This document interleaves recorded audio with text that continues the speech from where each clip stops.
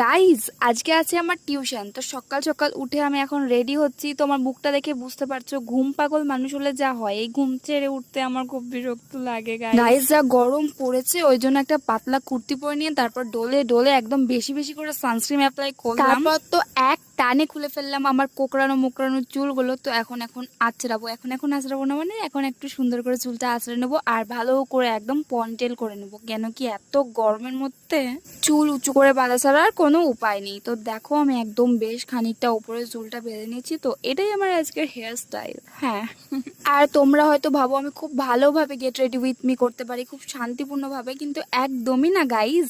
আমার চারিপাশে কাকতাড়ুয়ারা ঘুরে বেড়ায়, মানে আমার মা বাবা। আপাতত তাদের উপেক্ষা করেই আমাকে এই স্ট্রাগলটা করতে হয়। তো দেখতেই পাচ্ছ বেসিক ভাবে রেডি হয়ে আমি একটা ওড়না নিয়েছি, ব্যাগটা নিয়েছি। তো চলো এখন আমি টিউশন যাই। Tata, bye bye.